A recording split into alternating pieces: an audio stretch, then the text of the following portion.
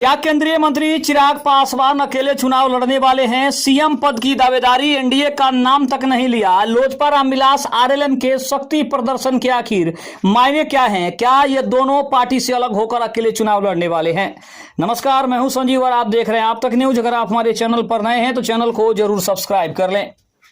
बता दें कि 5 सितंबर 2025 अगर मुख्यमंत्री नीतीश कुमार अपने बेटे निशांत कुमार को उत्तराधिकारी नहीं बनाते हैं तो जदयू खत्म हो जाएगी, ये कहना है उपेंद्र कुशवाहा का। 2 सितंबर 2025 बिहार के अगले मुख्यमंत्री चिराग पासवान होंगे। वे लालू यादव और नीतीश कुमार की तरह अगले 2 दशकों तक बिहार का नेतृत्व करने के लिए सबसे परफेक्ट नेता है, ये कहना था अरुण भारती, जो कि बिहार प्रभारी हैं लोक जनशक्ति पार्टी रामविलास के। तो आपको बता दें कि बिहार में विधानसभा चुनाव में सीट बंटवारे को लेकर सियासी दलों में जोर आजमाई शुरू हो गई है। लोजपा रामविलास ने 2 सितंबर को हाजीपुर और 4 सितंबर को मुजफ्फरपुर में रैली की। पार्टी कार्यकर्ताओं ने चिराग पासवान को मुख्यमंत्री पद का दावेदार बताया। रैली में चिराग पासवान भी थे। उन्होंने कांग्रेस और जदयू पर जमकर निशाना साधा, लेकिन एनडीए का नाम तक नहीं लिया। लोजपा रामविलास के बिहार प्रभारी अरुण भारती ने 7 सितंबर को भी दोहराया कि पार्टी 2020 में विधानसभा चुनाव अकेले लड़ने की ताकत दिखा चुकी है। इधर राष्ट्रीय लोक मोर्चा ने 5 सितंबर को पटना में रैली की। पार्टी के लीडर और पूर्व केंद्रीय मंत्री उपेंद्र कुशवाहा ने इस दौरान जदयू के भविष्य पर सवाल उठाते हुए अपनी ताकत दिखाई। उनकी पार्टी भी एनडीए का हिस्सा है और वो नीतीश कुमार के करीबी नेता माने जाते हैं। इन रैलियों को शक्ति प्रदर्शन की तरह देखा जा रहा है। एनडीए की सीट शेयरिंग से पहले क्या ये एलजेपीआर और आरएलएम की ये प्रेशर पॉलिटिक्स का हिस्सा है, या फिर विधानसभा चुनाव 2025 में भी वही होगा जो 2020 के चुनावी साल में हुआ था? चिराग और उपेंद्र की जमीनी ताकत क्या है, बिहार के लोग इसे कैसे देखते हैं, इसके बारे में भी चर्चा करना जरूरी है।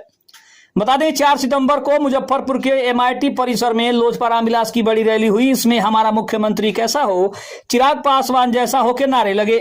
उस वक्त केंद्रीय मंत्री चिराग पासवान मंच पर मौजूद थे। रैली को लेकर मुजफ्फरपुर के हर चौक चौराहे पर बैनर और पोस्टर लगाए गए थे, लेकिन खास बात यह है कि इन सभी पोस्टरों से प्रधानमंत्री नरेंद्र मोदी की तस्वीर गायब थी। सिर्फ चिराग पासवान और उनके दिवंगत पिता रामविलास पासवान की तस्वीरें नजर आई। चिराग ने वहां पे कहा कि मुझे बार बार कमजोर करने की साजिश हुई। पहले मुझे परिवार से अलग किया गया, फिर पार्टी से बूढ़ी माँ के साथ घर से निकालकर सड़क पर फिकवा दिया गया। इसके बावजूद मैं नहीं टूटा। लोग भूल जाते हैं चिराग शेर का बेटा है। मैं ना टूटने वाला हूँ और ना ही झुकने वाला हूँ।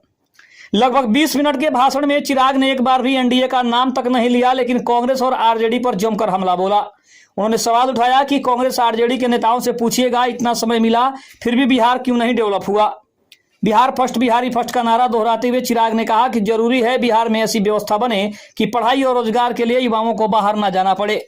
ऐसा माहौल होना चाहिए कि दिल्ली के लड़के लड़कियां पढ़ाई और नौकरी के लिए बिहार आए। बिहार को डेवलप किए बिना चैन नहीं लूंगा। वहीं अगर उपेंद्र कुशवाहा की बात करें तो आरएलएम ने पटना के मिलर ग्राउंड में रैली करके शक्ति प्रदर्शन किया। उपेंद्र कुशवाहा ने इसे परिसीमन सुधार रैली का नाम दिया। उन्होंने जदयू के भविष्य पर सवाल उठाते उसे आड़े हाथों लिया। इसमें बड़ी संख्या में कुशवाहा समाज के लोग पहुंचे थे। इसमें शाहाबाद, गया, बक्सर, कैमूर, रोहतास, जहानाबाद और अरवल से ज्यादा संख्या में लोग पहुंचे थे। रैली में आए विजय कुमार कहते हैं, उपेंद्र कुशवाहा हमारे नेता हैं, वो हम सबके साथ हैं। सुख दुख में वही हमारे लिए खड़े रहते हैं। जरूरत पड़ने पर वे हमारे गांव भी पहुंच जाते हैं।